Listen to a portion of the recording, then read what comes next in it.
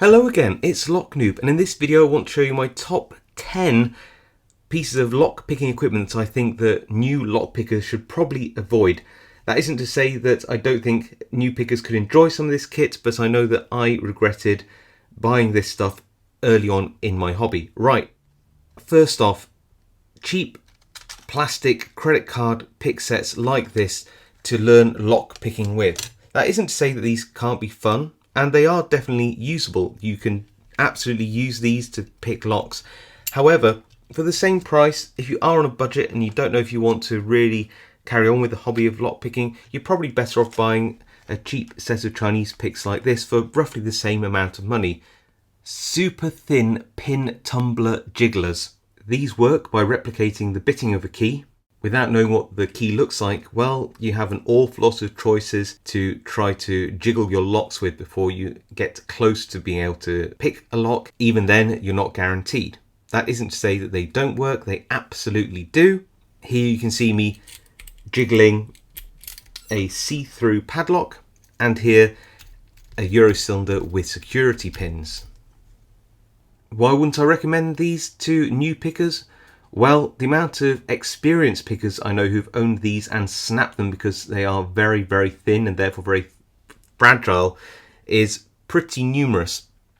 And new pickers tend to be a bit heavier handed with tools, so I would say probably best to stay away from these, at least to begin with, unless you have a very, very light touch. Padlock Shackle Shims. Now these are actually very effective and they are good fun, especially on low security padlocks, to bypass the locking mechanism by moving aside the locking poles either side of the lock itself. However, why don't I recommend these to new pickers? Well, they don't really teach you a lot about the art of lock picking at all, apart from a fun thing to show people. They don't really have much more use when you first start out. Even though I have used these before to open up and gut padlocks which don't have keys, so I can explore the insides and see why they're seized up. The fact is, even years into the hobby, I've not had to do that very much. Cross lock picks. Now, these certainly look the part and they are very cool. They are designed to pick locks like this with 4 axes of pins called cross locks. There you go. Or cruciform locks. So why do I think that new pickers should avoid these picks, even though they are actually quite effective at picking cheap cruciform or cross keyway locks? Well, the fact is that you tend to have to buy sets of these. You don't use most of what's in the set, and even when you do use these and they do work, they don't teach you a lot about lock picking, and it's really a lot more fun for a hobbyist starting out to learn to single pin pick, or at least manually rake these cruciform locks. The same thing goes to these tubular lock picks, which are used to pick things like these tubular locks, and they are once again quite effective on low security tubular locks. They act as an impressioning tool to impression the pins and therefore open the lock. So why, when they are actually quite effective at picking cheap tubular locks, do I not recommend these for beginners? Well, same reason as for the cross lock picks. The truth is that whilst it's fun to use them once or twice, the experience doesn't teach you a lot about picking these locks, and for a hobbyist that is where the fun is. You also tend to have to buy a set of 3, which can be quite expensive, although it has to be said, if you really must have one in your collection, go for a 7.5mm version. That'll get you into the majority of the locks. If you buy a whole set, you'll find that you barely use the other 2. Cheap Chinese 2-in-1 lever lock picks like these you see in front of you. Now, that isn't to say these aren't made well or that they're not a bargain. They are both of those, but a lot of new pickers see them as a way to pick lever locks, when actually they are designed to pick lever locks, but usually specific Chinese or Chinese clones of safe locks, not these residential locks that you find in the UK, for example. They certainly will not allow you to pick any curtained lever locks, and for non-curtained lever locks like this, you find that the picking tip of these tools is just too short to reach up inside the lock and lift the levers to the correct height, even if the tensioning tip actually does tension the bolt. If you know exactly what to do with these and you have a lock which these will work in, then I actually think they're a pretty good bargain. But if you don't and you're new to lockpicking, I'd stay away from them. Tryout keys. These are the Jiggler keys, or rake equivalent for lever locks to a degree, and it might be tempting to buy a set, especially if they're cheap. However, they only work in very specific circumstances, and they're more designed as a locksmith tool than a hobbyist tool.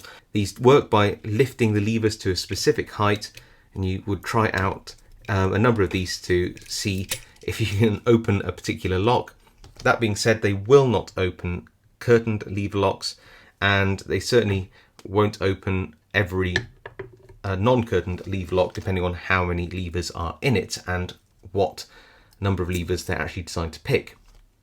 Rear tensioning cheap Chinese disc detainer picks, or indeed sets that contain both the much more usable top tensioning disc detainer pick and the rear tensioning pick. Why do I think that new pickers should avoid this, or pickers new to the hobby? Well, it's because the standard top tensioning disc detainer pick is actually quite usable. Even when it's so poorly finished like this, you can still pick cheap Chinese disc detainer locks.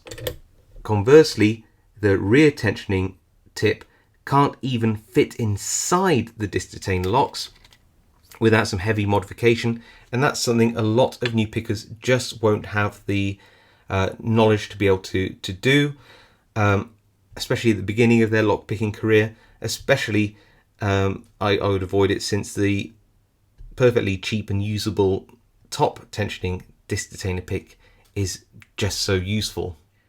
Broken key extractor sets. These are quite often bundled together with practice padlocks like this and made to look a bit like lockpicks, but compare it to a standard size lockpick and you can see that there is a huge disparity in terms of size.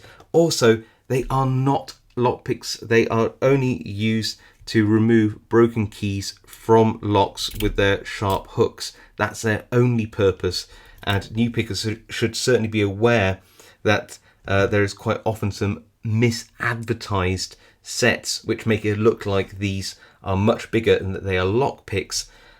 So please, new pickers, avoid buying these broken key extractor kits unless of course you need to remove some broken keys from a lock. Set of comb picks.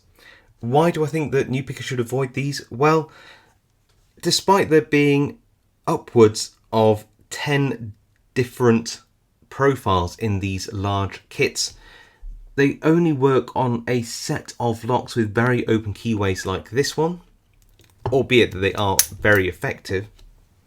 Even when a keyway is still pretty open, such as this one in a cheap lock, you will struggle to get these comb picks into these keyways. There are absolutely a limited number of locks out there that these comb picks will now work in, and as fun as they are to use, I don't think a new picker should necessarily spend their money on a full set like this for such a limited application. And now a bonus, I had to squeeze one more in. This lever lock impressioning kit represents all locksmith specific tools, which really by and large don't pertain to lock sporters. Now there's plenty of kits I could have chosen from electric pick guns and all sorts of things that I just don't think that people new to the lock sport or lockpicking hobby should really be investing their money in straight away. That being said, as you get more into the hobby tends to open wider and wider and wider, and then we all end up buying all sorts of kit, and we enjoy that aspect of it for certain. But when you first start out, I really wouldn't recommend looking at all the weird and wonderful things that are available to locksmiths. A lot of it, you're not going to be learning a lot about lock sport and lock picking, or at least the basics of the hobby, if you do. So that's my pick of the top 10 pieces of kit that I think new lock pickers or lock sporters should probably avoid, at least in the first part of taking up the hobby. And that's just based on my own personal experiences and indeed regrets of where I bought things that I wish later on I hadn't. That being said, as you get more into the hobby, a lot of these tools you see in front of you become used more and more often. So it's not to say never buy these tools, it's just probably think before you buy these tools if you're new to lockpicking. If you see anything here you thought, wow, that looks really cool, at least now you might go and purchase it based on some more knowledge about the tools, and that's what I really want this video to be about. What I'd really like to hear below in the comments is kit that you bought when you first started the hobby that you really shouldn't have bought or you regretted buying, or stuff that you thought you'd regret buying but actually found out was really, really awesome and you'd recommend it to new pickers. I hope you enjoyed that video, and I'll see you all next time.